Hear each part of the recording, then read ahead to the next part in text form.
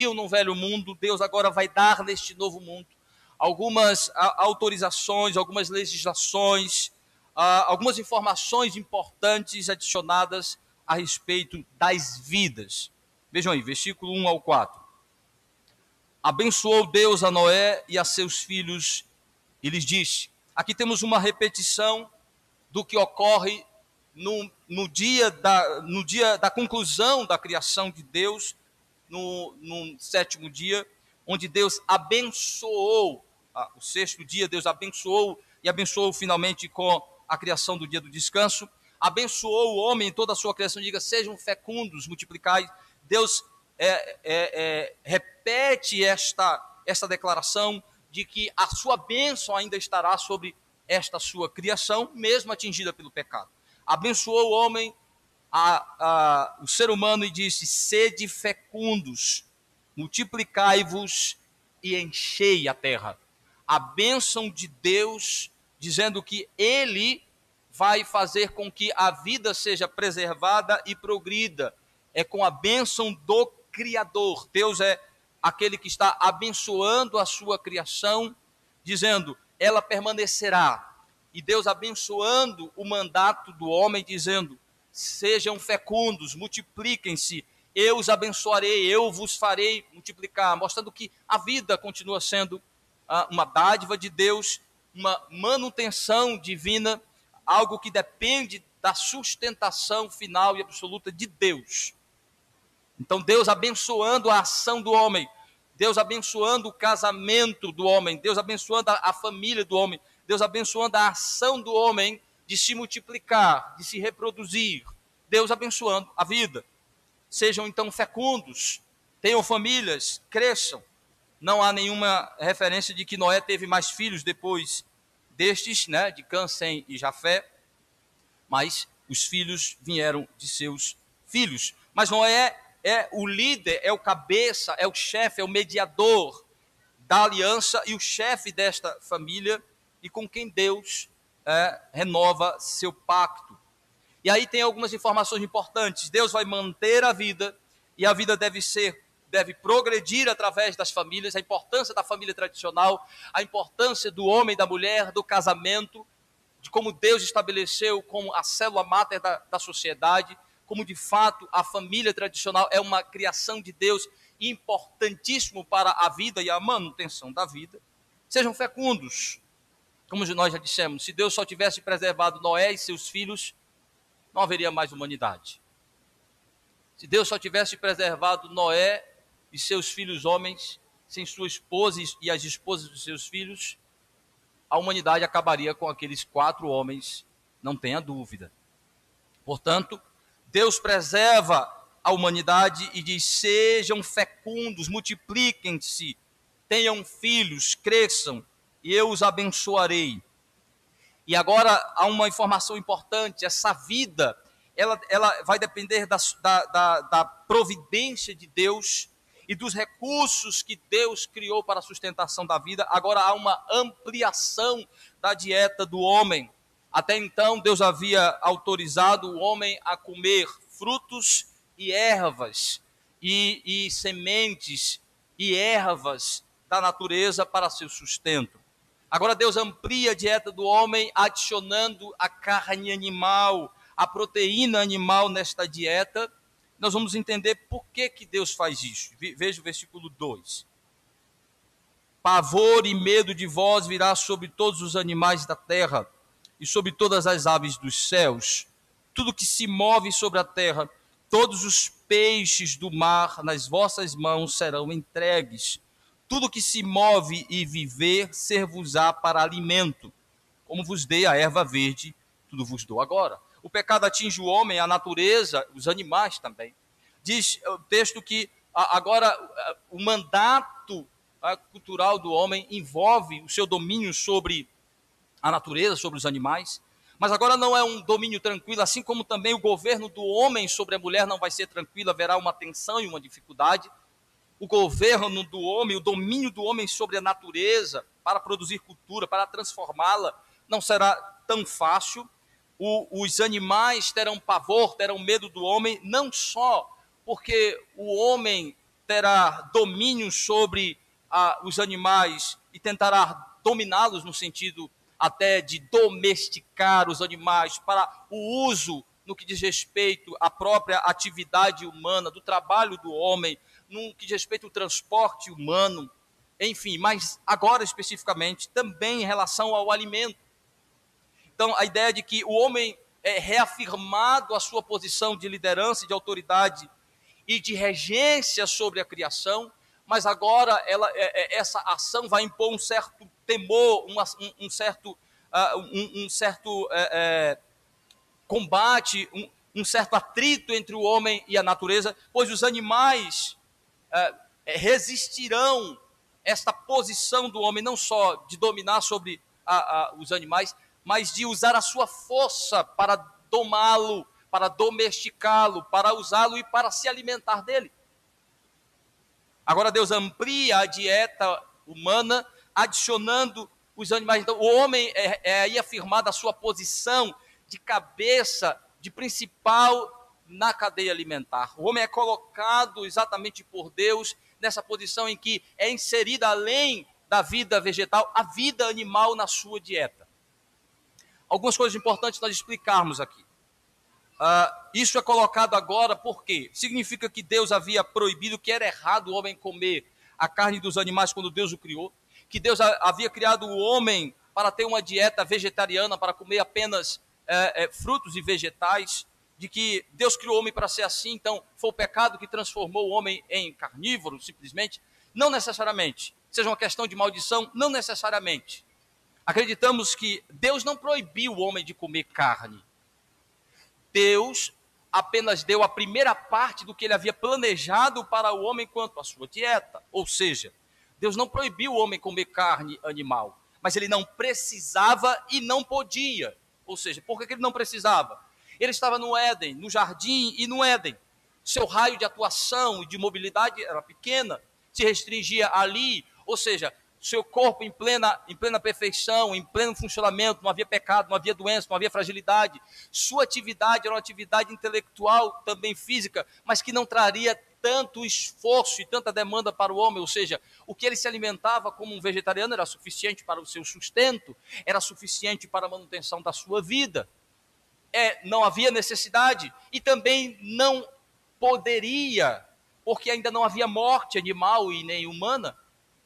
Ainda não havia existência da morte para os animais, então comer a carne dos animais, é óbvio que isso significa que há uma progressão dentro do propósito do homem, de Deus para o homem, de que o homem se tornaria carnívoro com todo o potencial, assim como alguns animais posteriormente desenvolveram a habilidade para a qual foram criados, na possibilidade de se alimentar de outros animais.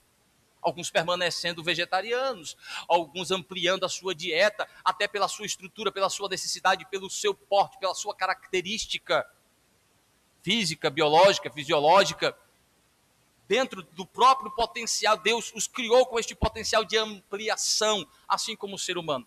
Então, o que Deus faz agora não é autorizar o que era desautorizado, mas autorizar a parte que ainda não poderia ser atuada em relação à dieta do homem, que era comer carne, que era adicionar proteína animal à sua dieta. Então não é que Deus havia proibido o homem comer carne, não havia necessidade e ainda ele não podia comer carne. Agora, há uma necessidade pelo próprio serviço do homem. Pela sua fragilidade, o pecado trouxe fragilidade, o corpo começa a morrer, o homem precisa ampliar, ter forças, ampliar então as suas fontes de nutrientes, de energia, de possibilidade para realizar o seu trabalho. Ele saiu do jardim, agora ele precisa trabalhar, explorando, desbravando a terra, produzindo cultura, transformação em todo o globo. Então o seu trabalho agora é ardoroso, é difícil, com uma exigência para o homem muito grande. Então ele precisa de fato ter energia, força, recursos. Então Deus amplia a sua dieta, incluindo a carne animal, a proteína animal, agora autorizando oficialmente que ele deva comer como algo lícito, correto, oficialmente autorizado por Deus, que provavelmente o homem já estaria fazendo isso. Agora Deus então autoriza, ampliando a dieta humana, mostrando também a posição superior do homem em relação às outras formas de vida, de que o homem é colocado na cadeia alimentar como acima, o topo da cadeia alimentar, porque Deus o estabeleceu pela dignidade e posição da vida humana, pela condição da vida humana de ser superior às outras formas de vida, porque o homem foi colocado e criado por Deus em uma posição superior aos animais, superior aos vegetais. Então, animais e vegetais são formas de vida que servem ao homem, que fazem parte do arranjo do habitat que Deus criou para o homem, colocando o homem como cabeça, regente e cooperador com Deus. Então ele mostra a dignidade e a superioridade da vida humana, e como o animal e os vegetais estão a serviço do homem. Então agora Deus coloca essas duas formas de vida inferiores à disposição do homem para a sua dieta, mostrando que a vida humana vale mais do que a vida dos animais e dos vegetais, e que eles devem sustentar a vida do homem, devem servir ao homem. Veja a importância disso.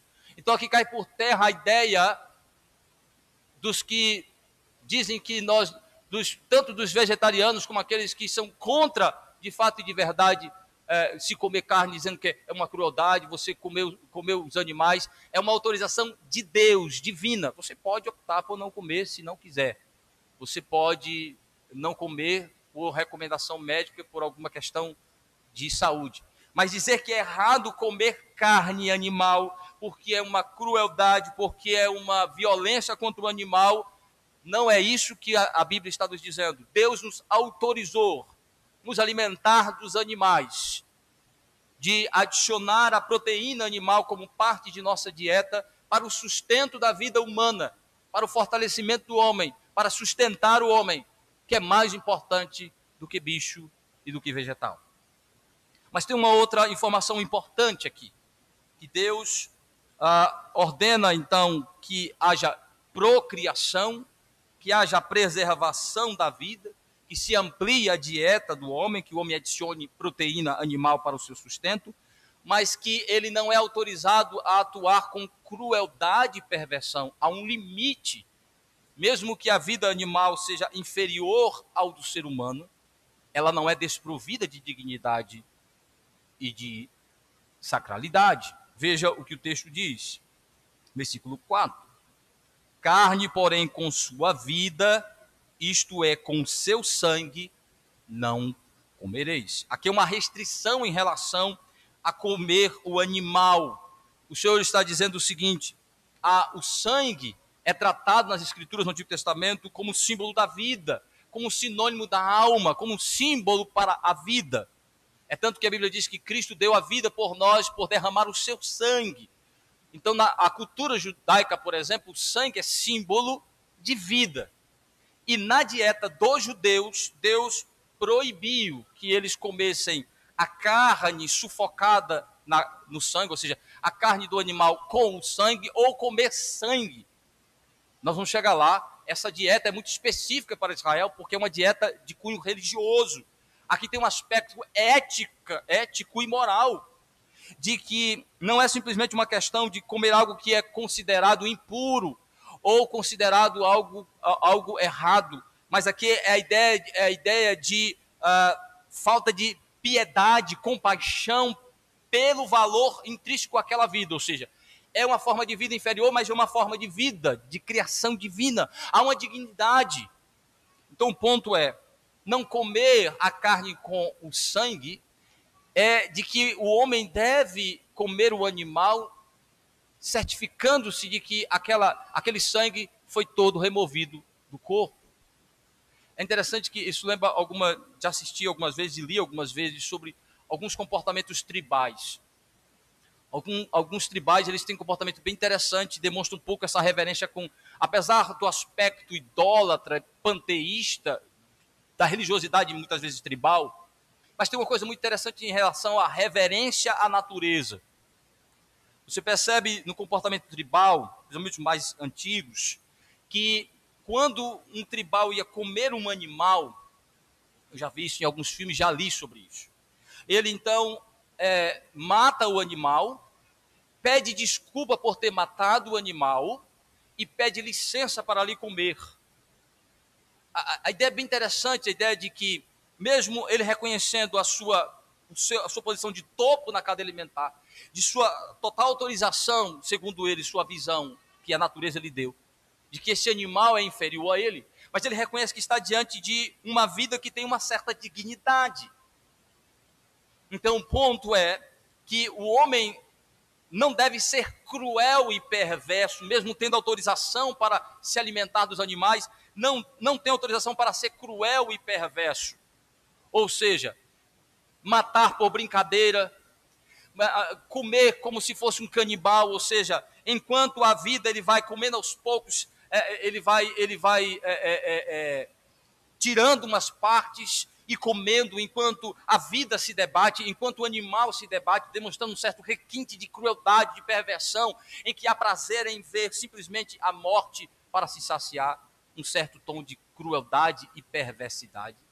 A ideia de que ele deve ser movido pelo desejo de preservação e de alimentação, e deve demonstrar um certo respeito à sacralidade da vida animal como criação divina.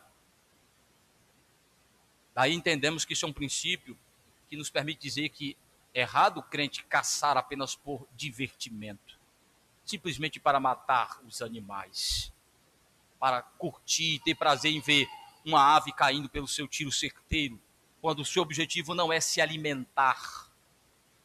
É uma forma de desprezar uma dignidade inerente àquela forma de vida que Deus criou.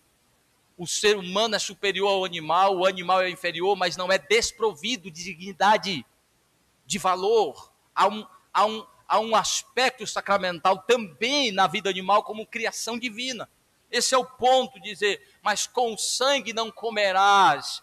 A ideia de que não deve haver crueldade, perversão. Isso se amplia como um princípio, não só no que diz respeito a usar o animal para seu alimento, mas usar o animal de toda forma. O homem não deve ser cruel. Tendo animais domésticos, por exemplo, deve cuidar dos animais, deve zelar pelos animais. Se você não quer ter bicho como animal doméstico, não tenha. Você não quer ter trabalho para cuidar. Tem um texto muito interessante em Provérbios, veja comigo. Já até pregamos nesse texto aqui. Em Provérbios, capítulo 12, versículo 10, Salomão fala sobre a postura do justo no tratamento dos seus animais domésticos. Aqui é o caso específico de animal doméstico. Mas isso vem deste princípio de que o homem, ao lidar com os animais, mesmo tendo autorização para se alimentar dos animais, não deve ser movido por crueldade, perversão. Vejam aí, capítulo 12, versículo 10 de Provérbios. O justo atenta para a vida dos seus animais, mas o coração dos perversos é cruel. Aqui está implícito aquele princípio daquelas pessoas que amarravam o boi, a boca do boi para não comer enquanto debulhava, a Bíblia diz que era uma crueldade. Amordaçar o animal para ele não comer enquanto trabalha, agredir, ser agressivo com o animal, não alimentar, não cuidar, não zelar dele quando estiver doente, não dar o descanso necessário. Inclusive a lei, o mandamento da guarda do dia do Senhor incluía servos, trabalhadores e animais. Para você ver como Deus reconheceu uma certa dignidade à vida animal, incluindo os animais no quarto mandamento, dizendo que no dia do descanso, os animais deveriam também fazer parte desse descanso, principalmente os animais domésticos, teu boi, teu jumento, ou seja, aqueles que levavam a carga, aqueles que trabalhavam pesado, ajudavam o homem, deveriam descansar, mostrando uma certa dignidade de que o fato do homem estar na cadeia alimentar, no topo da cadeia alimentar, e ter autorização para se alimentar dos animais, não deve ser movido por crueldade e perversão. Mas matar animais para se alimentar, para o sustento da vida humana, é uma autorização, é uma ordem divina. E quando você chega com judeus, você tem exatamente a dieta específica para os judeus. Em Levítico capítulo 3, versículo 17, é proibido que judeus comam gordura e sangue. Aqui já tem uma dieta com um aspecto mais religioso, porque agora os animais vão ser símbolos da santificação, da necessidade de santificação, de se afastar daquilo que é impuro. Ou seja, Deus vai proibir que os judeus comam carne de porco, uma série de animais considerados impuros, que eles comam gordura, que eles comam a carne com sangue e sangue do animal. Mas vamos perceber que no Novo Testamento o apóstolo Paulo vai reiterar essa orientação, dizendo, por exemplo, que os judeus lá em Atos, no capítulo 15, 19 e 20, vejam comigo, por favor, o concílio de Jerusalém vai orientar os gentios convertidos que procurem fazer isso para não ter problemas com os judeus, para que a igreja possa conviver harmoniosamente. Atos capítulo 15, 19 e 20. Atos 15, 19 e 20.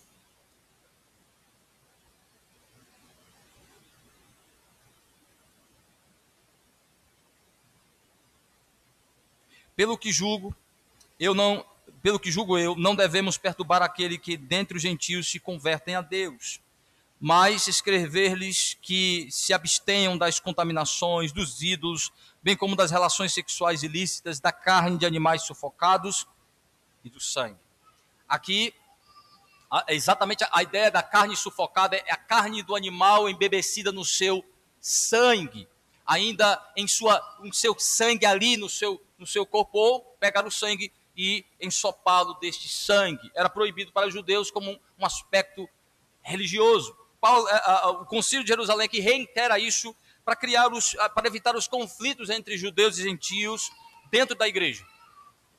Entendemos que essa dieta, na realidade, ela não perdura, ela não continua com mesma força, por conta de que o próprio apóstolo Paulo vai dizer, vejam comigo, em 1 Coríntios capítulo 10, versículos 26 e 25, Paulo vai dizer então que podemos comer de tudo, de que aquela dieta que fazia parte dos judeus era algo muito específico em termos pedagógicos e de ensino do Evangelho. 1 Coríntios capítulo 10, versículos 25 e 26. Porque do Senhor é a terra e a sua plenitude. 25 e 26. Comer de tudo que se vende no mercado, sem nada perguntardes por motivo de consciência. Porque do Senhor é a terra e a sua plenitude. Ainda sobre isso, Paulo diz em 1 Timóteo capítulo 4, de 1 a 5, que o cristão deve entender que aquela dieta que fazia parte dos judeus era algo muito específico, porque o propósito de Deus é que tenhamos em Cristo liberdade com responsabilidade para nos alimentar de tudo que Deus criou e nos deu a autorização para nos alimentar. Vejam, 1 Timóteo capítulo 4, de 1 a 5.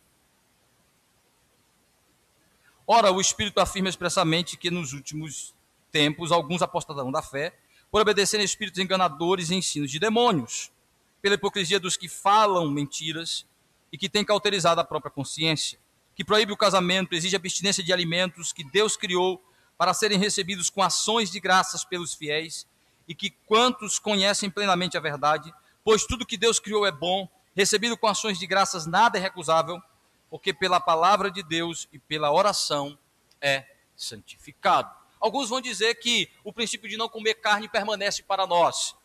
Não comer, sangue permanece para nós. Eu acho uma forçação de barra, mas alguns acham que continuamos a ser proibidos de comer o sangue porque é símbolo da vida. Ora, mas eu não mato bicho como ele. A ideia é de que nós não devemos ser cruéis, perversos. Esse é o sentido. De que devemos, de fato, aí a ideia é de que a vida seja ceifada para alimentar o homem, demonstrando um certo respeito e reverência pela vida criada por Deus. Alguns acham que com isso não deveríamos comer sangue. Bom, aí vai a consciência cristã de cada um. Se vê que isso é pesado para você, é importante que você se abstenha, até pelo fato da consciência de a palavra de Deus, e isso é ponto pacífico. Mas dizer que somos proibidos de comer carne, não. E aí, o princípio da propagação e sustentação da vida, tendo elementos ampliados. a dieta do homem, mas limite de que ele não seja cruel e perverso. Segunda coisa, então, é o valor da dignidade e da proteção da vida no novo mundo. Então, nesse novo mundo, o homem tem a autorização para ampliar a sua dieta, mas de ser responsável em relação a isso, ele precisa se fortalecer para o grande trabalho que tem, mas ter a consciência de que qual é a dignidade da vida humana, qual é o valor da vida humana e como ela deve ser protegida e por quê. Veja aí, do versículo 5 até o versículo 7. Versículo 5, tudo que se move...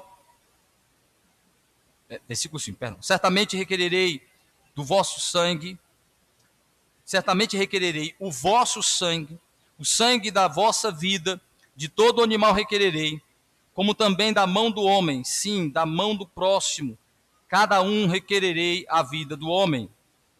De cada um requererei a vida do homem. Se alguém derramar o sangue do homem, pelo homem se derramará o seu, porque Deus fez o homem segundo a sua imagem. Então aqui no novo mundo, algumas legislações são criadas. Antes, no velho mundo, Deus havia deixado, de alguma forma, a vida seguir um curso sem muitas regras, sem muitas normas. Não havia muitas leis, a ponto de a escalada do pecado levar à escalada da violência, da perversão. Então, isso mostra que a necessidade de que Deus estabeleça legislações e lei como juiz, como governante, para a preservação. Veja que não é só dizer assim, eu vou preservar a vida. Deus está criando mecanismos de preservação da vida. A necessidade da família, de casamento, de procriação, de geração de filhos, de criação de filhos, de alimentação, de uma dieta, de se alimentar de tudo que Deus nos permitiu e nos deu na sua criação para nos alimentar, de entender o valor, a dignidade e proteger a vida. Então ele vai dizer, olha, a vida humana é a forma de vida mais importante na Terra. E sendo assim, sendo a vida humana a vida de maior valor, se alguém tirar a vida do ser humano, se alguém cometer homicídio, matar um ser humano, só existe uma forma justa de restituição, é que este pague com a própria vida. Daqui o Senhor cria a legislação da pena de morte, da pena capital, para o assassinato, para o homicídio hediondo, para o homicídio doloso, para aqueles que matam com a intenção de matar e tirar a vida. Vamos dizer que na própria lei mosaica vai fazer essa distinção entre o culposo e o doloso, entre o que tem a intenção e não tem a intenção de matar, um acidente e uma premeditação, movido pelo ódio, pelo ressentimento e pela vingança. Então ele diz assim, a vida humana é de maior valor, mais do que do animal e do vegetal. E sendo assim, quem tirar a vida do homem, com a sua vida pagará. Aqui mostrando a dignidade e o valor da vida. A única forma de punição justa para quem atinge a coroa da criação de Deus, que é a vida humana. E aí ele inclui o seguinte, se este homem for morto por um animal, o animal deve receber a pena de morte. Veja, o versículo 5 diz isso. Certamente eu vou requerer da mão de quem tirar a vida de você, eu vou requerer punição, eu vou requerer pagamento justo pelo sangue, pelo vosso sangue que for derramado. E aí, certamente requererei o vosso sangue, vou pedir restituição, vou pedir a punição justa para quem derramar o sangue da vossa vida. Do animal que fizer isso, então aqui Deus inclui a pena de morte para animais que matarem seres humanos. Os seres humanos têm autorização para matar animais para se alimentar, mas os animais não têm o ser humano como parte de sua cadeia alimentar. Os animais que atingirem e ferirem os homens serão mortos, por causa da dignidade da vida humana, porque a vida humana é mais importante do que a vida animal. Olha que coisa importante isso. Isso está confirmado na lei mosaica, isso está colocado de uma maneira clara na lei mosaica. Vejam aí, Êxodo capítulo 21. Existe uma cláusula clara, vários textos mostram da lei, mostram este princípio de que se um animal matar um ser humano, atingir mortalmente um ser humano, este animal deve ser morto. A pena de morte para o animal que mata ser humano. Êxodo 21, 28 e 29. Êxodo 21, 28 e 29. Vejam aí. Êxodo 21, 28 e 29.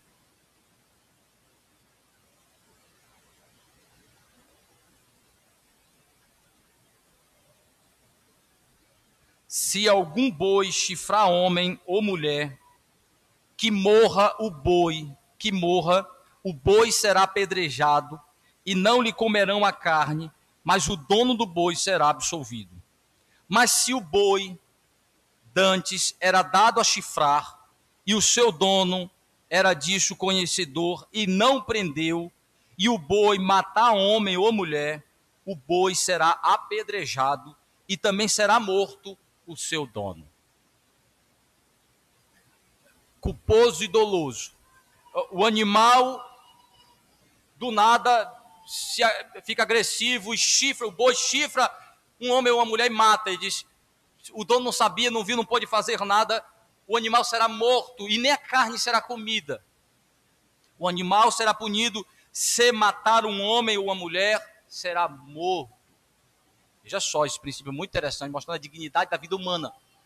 Agora veja o agravante. Se o dono sabia que o animal era arredio, era um animal selvagem, que costumava chifrar as pessoas, correr atrás das pessoas, chifrar elas, e não fez nada, não botou uma canga, não preparou, não cercou ele, não amarrou ele. E este animal, o dono sabedor que ele é agressivo e já tinha atacado pessoas, matar alguém, não só o animal será punido, como o dono, no sentido de que ele assumiu o risco, sabendo da violência. É como você dirigir embriagado no nosso Código Penal. Assumir risco. É doloso. Então, a ideia aqui é a dignidade da vida humana. E como o animal é punido com a pena de morte quando ele mata ser humano. Não é autorizado. Deus não autoriza que o animal atinja e mate o ser humano. A vida do ser humano é maior do que a vida do animal. Olha que coisa interessante. Veja você que é criador de animal, veja você que cuida de animal. Isso é muito importante, a responsabilidade que você tem com os seus bichos, de cuidar dos seus bichos. O princípio divino, se você é negligente, permite que seu animal ataque as pessoas por negligência, você é responsabilizado diante de Deus, ainda que diante dos homens não seja. Então veja o princípio da dignidade da vida humana. Então ele diz, a pena de morte para animais que matam seres humanos e a pena de morte para homens que matam homens, seres humanos que matam seres humanos, praticando homicídio doloso, matando com a intenção de matar, de tirar a vida, diz então, versículo 6.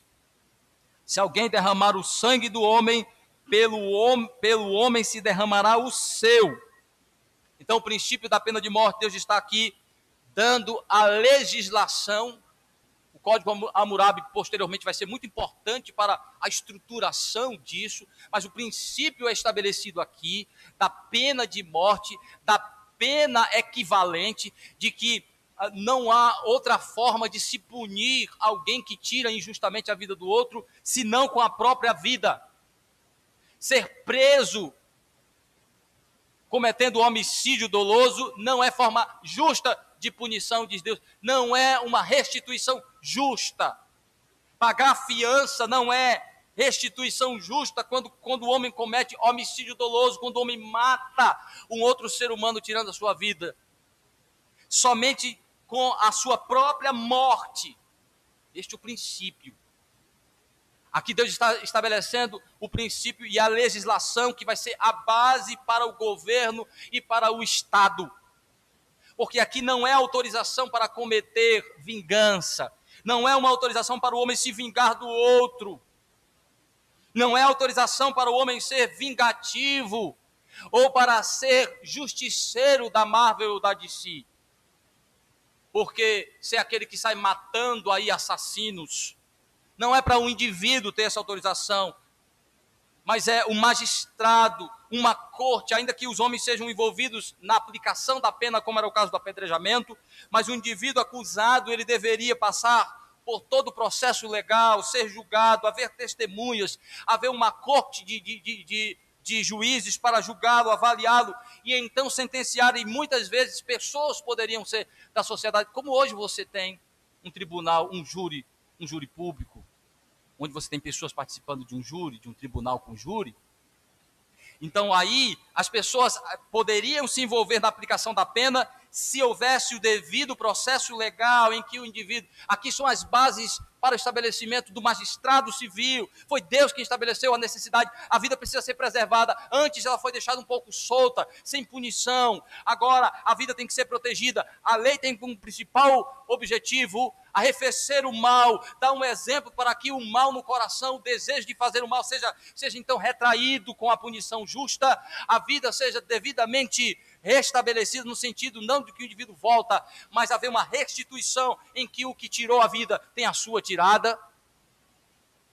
É uma pena equivalente à falta cometida, à equivalência. E aí o princípio de que isso deve ser aplicado por um magistrado, isso fica forte, fica claro, estabelecido na lei judaica posteriormente. Vejam Números, capítulo 35, aqui deixa claro, a legislação fica clara,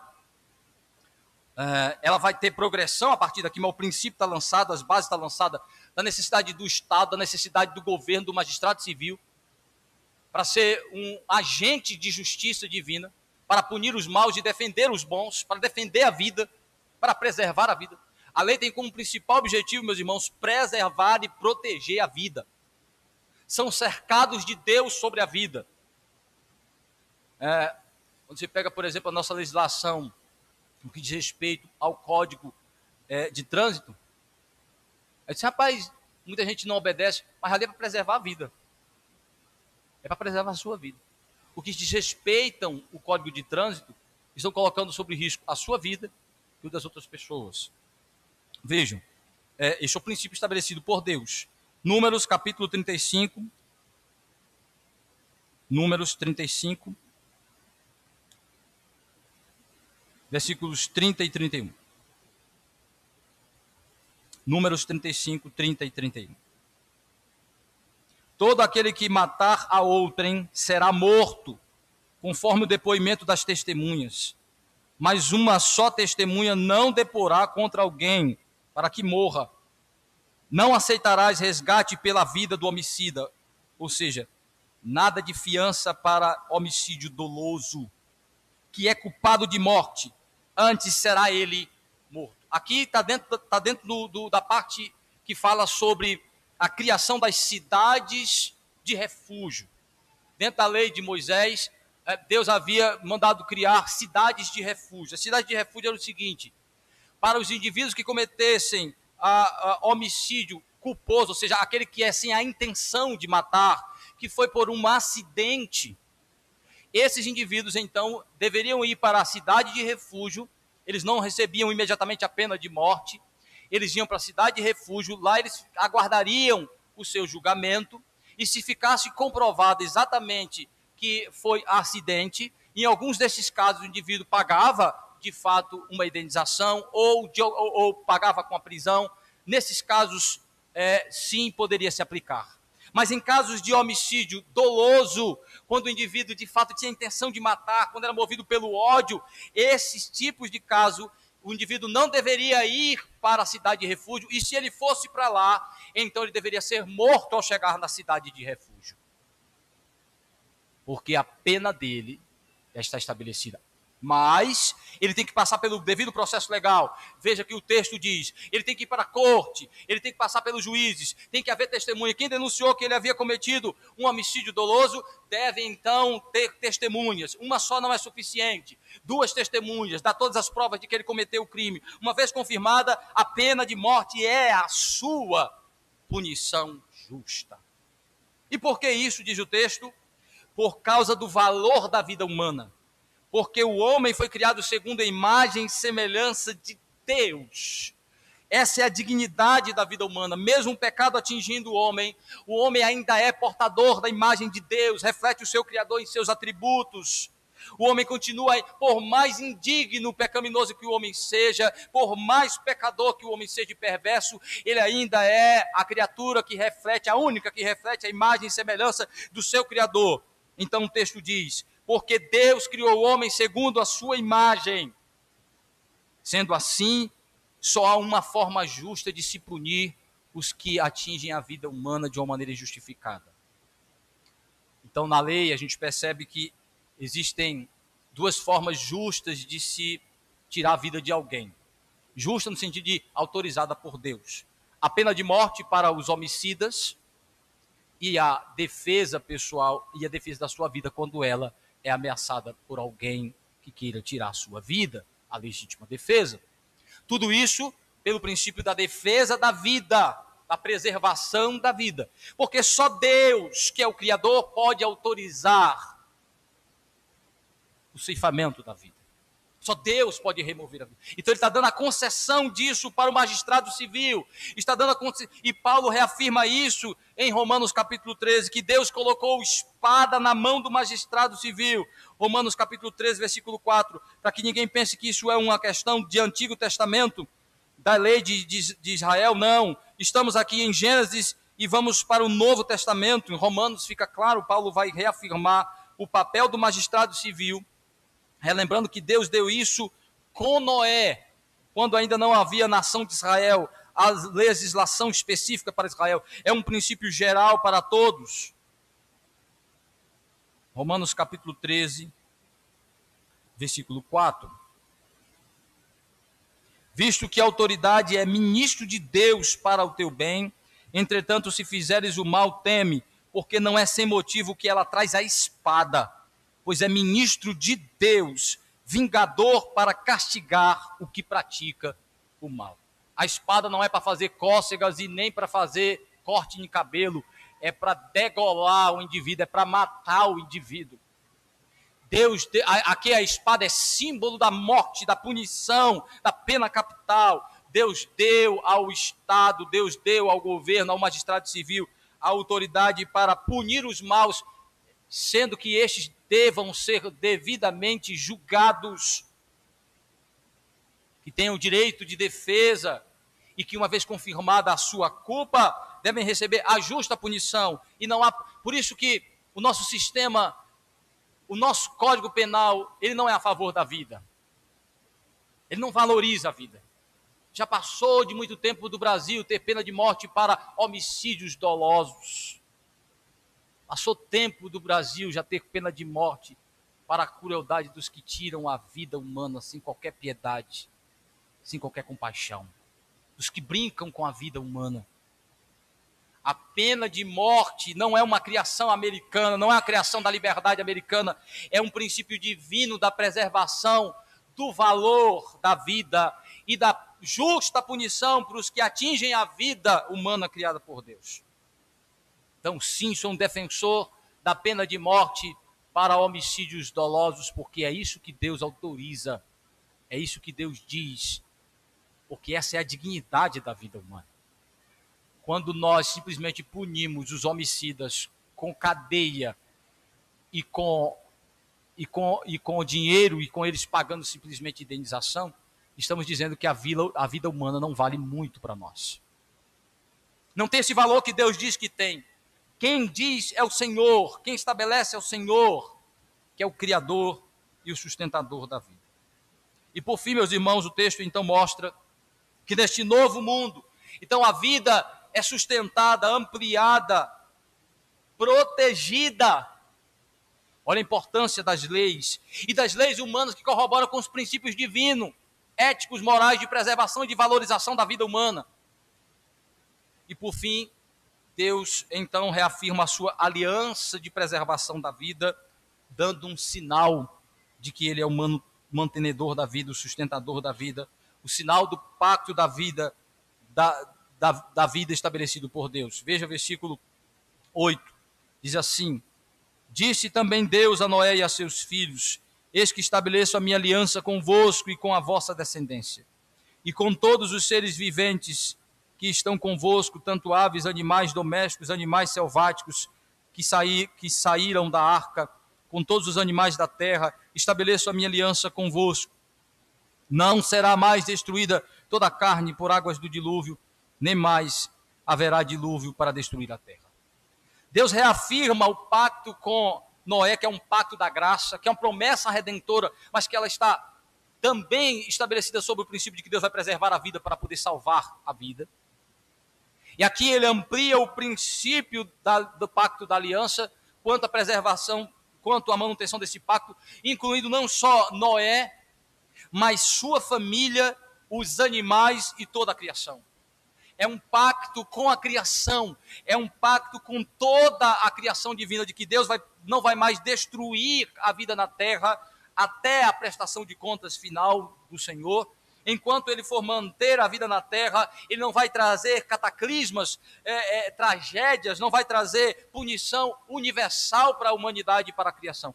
Deus não vai mais usar uma punição generalizada, apenas pontual, específica, regional, como tsunamis, terremotos, enchentes e tantas outras formas de Deus manifestar a sua ira pontualmente. Mas ele diz, mas não vai mais trazer fim à vida vegetal, humana e animal, como fez com o dilúvio. Não mais usará água para cobrir toda a terra. Deus então promete que ele não vai mais destruir a vida na terra, mas vai mantê-la.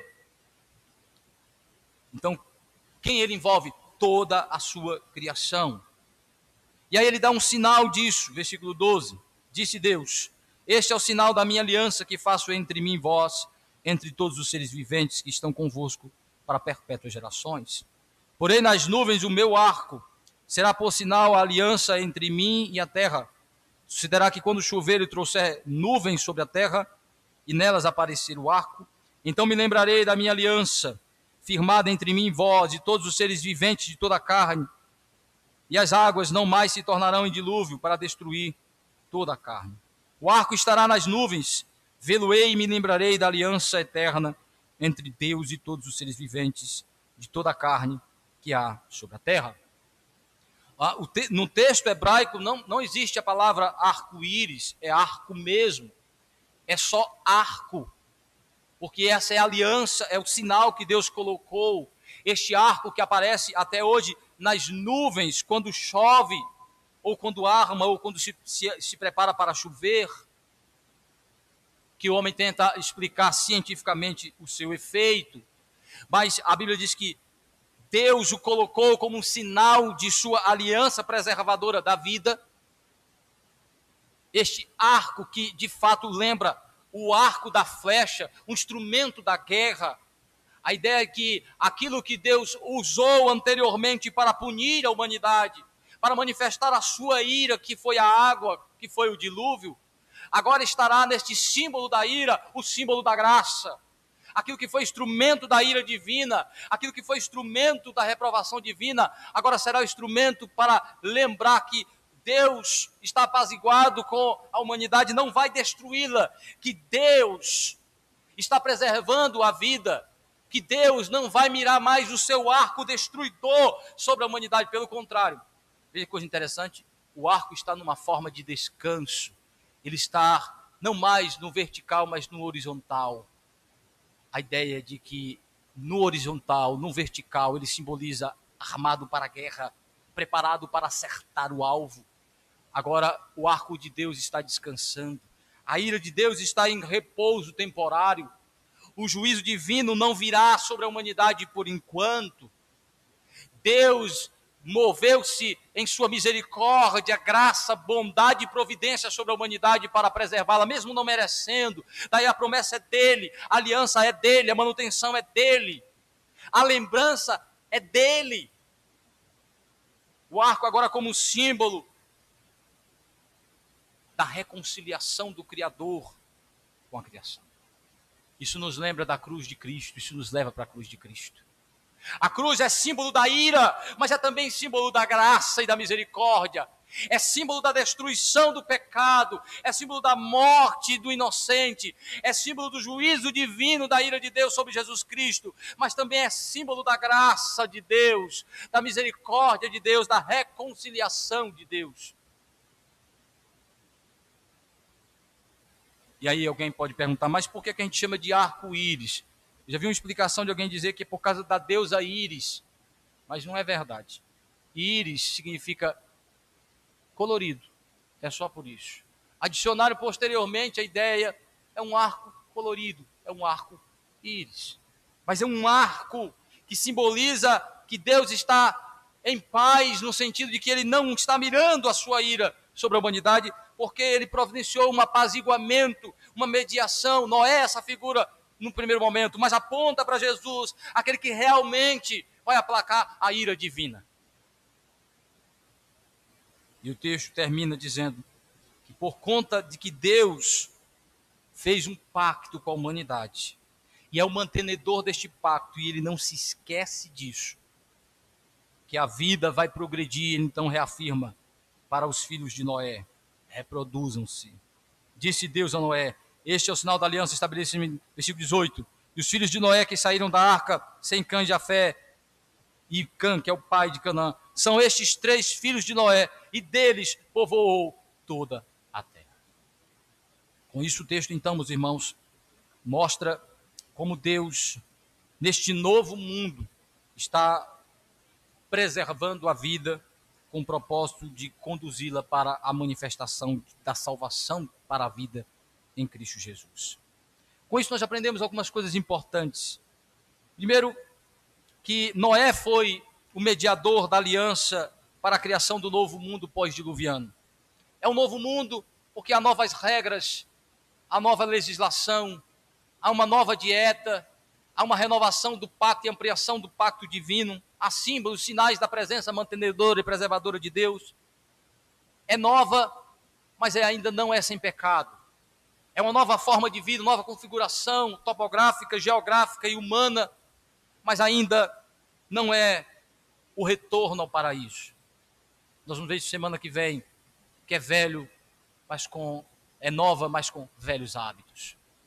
E o ponto aqui é que, sim, Noé é o símbolo de uma renovação, de uma recriação, mas não é ele o verdadeiro agente dessa recriação perfeita. Não é com ele que a humanidade vai voltar para a sua perfeição do Éden. Não é com Noé que a criação vai voltar para a sua perfeição no paraíso. É com Cristo, é com o verdadeiro Adão que Deus estabelece um pacto que vai redimir, que vai nos trazer de volta a plena harmonia entre o homem e a natureza, entre o homem e ele mesmo e o seu próximo, entre o homem e o seu Criador. É Jesus quem é o verdadeiro mediador do novo mundo, do mundo sem pecado, do mundo cheio de perfeição, harmonia, justiça e paz. É em Cristo que Deus vai recriar a história da humanidade, concluindo a obra da redenção, criando uma nova humanidade. É em Cristo que Deus vai criar um novo céu e uma nova terra, onde reina paz, justiça e harmonia. O novo mundo de Adão, o novo mundo de Noé, foi importante para a progressão da obra da redenção, para a progressão da revelação de Deus e do seu propósito, que só se cumpre em Cristo. Jesus é o verdadeiro mediador e a base recriadora de Deus para o novo mundo de fato e de verdade. Aquele que ansiamos e esperamos para gozarmos plenamente. Esse texto também nos mostra outra coisa muito importante para nós, meus irmãos.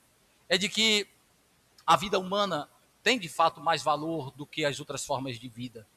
Deus colocou o homem não só no topo da cadeia alimentar, Deus colocou o homem como cabeça e corregente da criação junto com Deus. Deus não só o colocou nessa condição grandiosa de dignidade e de valor, colocando a proteção da vida humana como mais importante do que a vida animal e as demais vidas. Mas junto com essa dignidade existe uma grande responsabilidade. Deus fala da dignidade da vida humana, não só porque o homem é colocado para refletir a imagem de Deus, mas que ele deve fazer isso de maneira que, de fato, de verdade, glorifica o nome do Senhor. A posição gloriosa do homem vem junto com a responsabilidade gloriosa do homem de refletir a imagem e a semelhança do seu Criador, honrando, glorificando o nome dele, cuidando devidamente da criação que Deus colocou sob a sua administração e promovendo a glória do nome do Criador. Se o homem não faz isso, ele está usurpando e fazendo mau uso da dignidade e do valor intrínseco à vida humana. É o homem quem mesmo se desmoraliza. É o próprio ser humano quem desconhece a sua dignidade intrínseca como criatura de Deus, como cabeça da criação. O pecado faz isso. Em Cristo somos resgatados no verdadeiro sentido de nossa honra, de nossa dignidade como cabeça da criação. Mas o valor disso não está a ser colocado no topo da cadeia alimentar. Não está a ser colocado no topo da dignidade das vidas. Mas está em ser colocado como aquele que é o que vai refletir a glória do Criador em sua obediência, em seu amor, em sua devoção, em sua maneira de viver em temor e obediência ao seu Deus. Aí está o maior aspecto de nossa dignidade. Aí está a distinção do crente e do ímpio. O crente vive a verdadeira dignidade da vida humana, desfrutando de tudo que Deus nos permite desfrutar, mas para a glória dele. Viver plenamente a vida que Deus nos deu, desfrutando de todos os prazeres e recursos que Deus nos deu, para a glória dele, como diz o apóstolo Paulo, quer comamos, quer bebamos, façamos qualquer outra coisa, façamos para a glória de Deus. Em Cristo não só somos resgatados em nossa dignidade de valor humano, de consciência de nossa posição dentro das vidas, mas somos resgatados num propósito maior, que é de promover a glória do Senhor. Por fim, meus irmãos, o arco da aliança lembra algo muito importante. Aquilo que chamamos de arco-íris, que quando chove aparece. O texto diz que Deus colocou não para que o homem se lembre, mas para que Deus se lembre. Por que isso? Porque Deus se esquece, tem amnésia, Deus tem alguma lapso de memória, ou Deus perde de memória? Não. É para mostrar exatamente que Ele é o administrador desta aliança e que Ele é cumpridor de suas promessas por aquilo que Ele é. A ideia não é que Deus precisa ser sempre lembrado. A ideia é que quando aparece o arco, Ele está dizendo que Deus é perene de consciência, de que Ele nunca se esquece do que Ele promete. Somos nós que estamos recebendo o sinal de que Deus continua lembrando do que Ele prometeu. O homem foi que se esqueceu de Deus. Foi os ímpios que se esqueceram e transformaram o arco em uma simples manifestação da natureza e um simples efeito das leis da natureza. Foi o homem que se esqueceu de que isso aponta para o fato de que Deus é um Deus santo e justo e um dia trouxe juízo sobre o pecado, sobre a humanidade, que hoje os homens estão ignorando.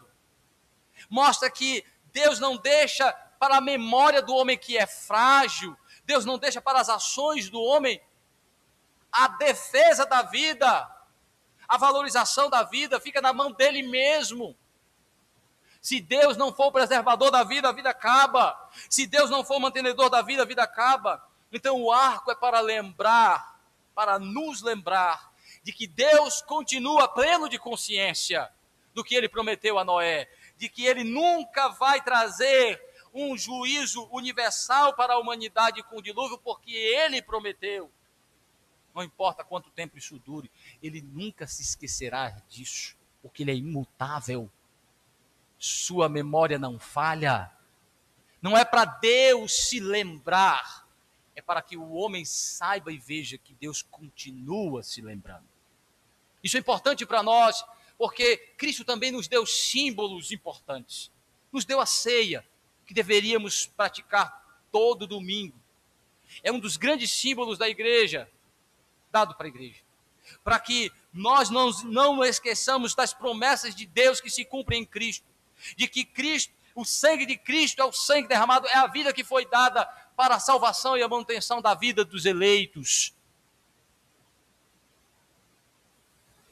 O ponto é que a ceia do Senhor é como um símbolo para nós, para lembrarmos que Deus não se esquece de suas promessas.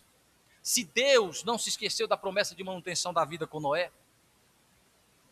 aí é que Ele não se esquece no que diz respeito às promessas que fez redentoras em Cristo. As promessas que temos em Cristo, por meio de Cristo, Deus não se esquece. Então Deus não esquece de você em momento nenhum, Deus não abandona você em momento nenhum, Deus não deixa você à mercê da sorte do pecado de forma nenhuma. Deus não se esquece do que disse através de Cristo, de como Ele disse que estaria conosco, de como Ele disse que a nossa vida seria sustentada em suas mãos, de que não importa passando pela água, pelo fogo, Ele estaria conosco. Nenhuma promessa real de Deus é esquecida por Ele ou negligenciada por Ele. Existem promessas que Deus não fez e alguns dizem que Ele fez, mas as que Ele fez, Ele não falha. Então aquilo que temos verdadeiramente de promessa do Senhor nas Escrituras, no Evangelho, somos nós que temos que ser lembrados de quem Deus é. É imutável, infalível, santo e perfeito, que cumpre o que Ele diz. E que nós possamos renovar, meus irmãos, a nossa fé, nossa esperança, nossa confiança nesse Deus, que é aquele que realmente faz nova todas as coisas, que é aquele que traz uma nova criação, uma nova ordem para a sua criação em Cristo Jesus. Que Ele, pois, nos abençoe. Amém.